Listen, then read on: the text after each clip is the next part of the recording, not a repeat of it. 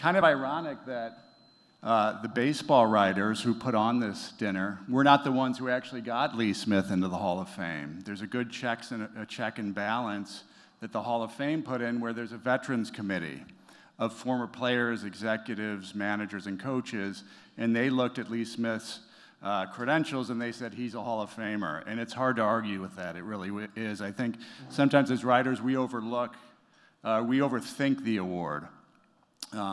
478 lifetime saves, 160 of them with the St. Louis Cardinals.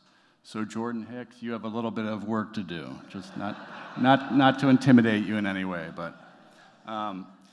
And also the reason I was excited to be able to present Lee Smith is when I got into covering baseball in 1998, he just had an aura about him. All the other writers I knew who covered him just had Lee Smith stories. He was so funny, right? He's from a small town in Louisiana.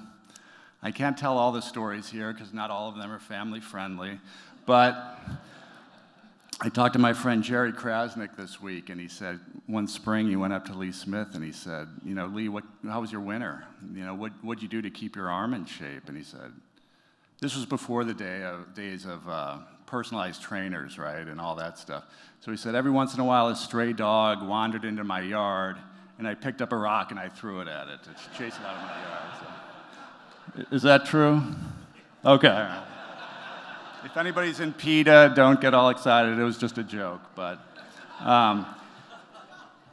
when I covered teams in Arizona, we would play almost nightly pickup basketball games, and sometimes players, coaches, managers, executives would join the games because they started hearing about them. Well, Lee Smith joined us along with Bobby Evans, who'd been the farm director of the Giants, later the general manager of the Giants. And it was so fun because he kind of kept up this running monologue throughout the game. So if you passed it, you probably should have shot it.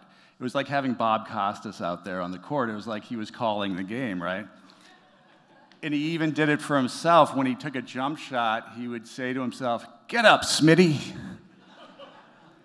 And so I think to honor our next guest, I'd like to say, get up, Smitty. Welcome to the Hall of Fame. I'm remembering why we call you Big Lee.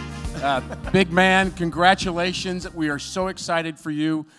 Anybody that watched the Cardinals in the early 90s and your 4 years here knows that your 18-year career, you deserve to be in the Hall of Fame. Has it sunk in yet? No, not yet. No, but to see all the guys here get back here into St. Louis, and I don't get back here very often. I hope they do a lot more of it.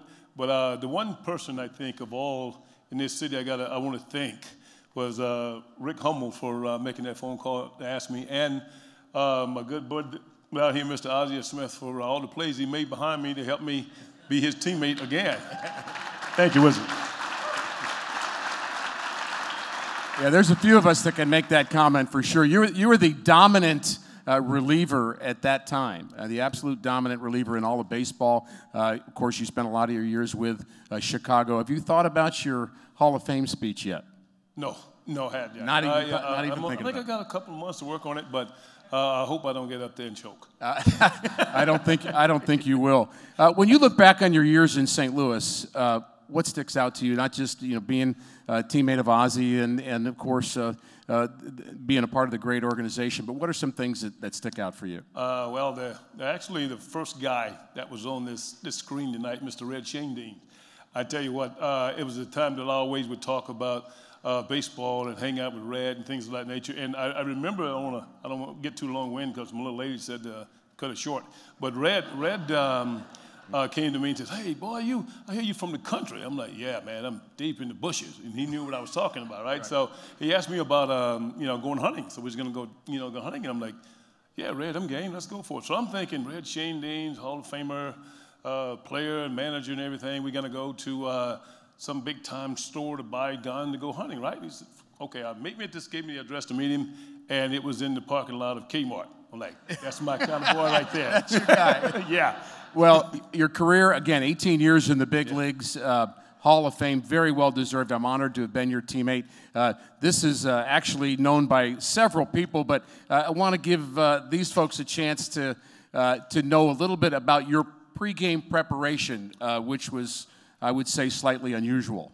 Well, it consisted of a 5-hour, five-mile jog, strenuous workout. And Wait a minute. Okay, I'll fess up. I went to sleep. You went to sleep? I went to sleep. I was trying to relax myself. I know Ozzie was taking care of things out there. So I wanted to relax a little bit. But I can tell you to this day, with guys like my old teammate Joe McGrain and all the guys, there was nothing better than waking up with a 3-run lead, man. So you would literally sleep, and as my remembrance is that one of the grounds crew guys would have to go wake you up around the 7th inning. Is that right? Yeah, the ground crew guy would come in, or my good buddy, Buddy Bates, yeah, would come in to make sure that I was awake and let me know what the score and make sure I had on the right uni. No wonder you walked in so slowly from the bullpen. You were just waking up. We are so honored that you're here. Everybody in this place is thankful that the Hall of Fame finally decided to put you where you belong in National Baseball Hall of Fame. Let's hear it for Lee Smith. Congratulations, my friend. Thank you.